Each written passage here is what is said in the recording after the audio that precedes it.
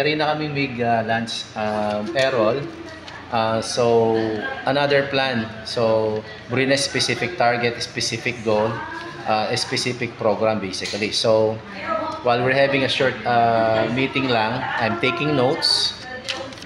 So, gawan kayong paano program. So, gonna make change about his nutrition, digdaga kayong protein intake, and everything. So, on point kami lagi. So, we talk about his program, his nutrition, balance. Our target protein is 153 grams, and recovery, very important.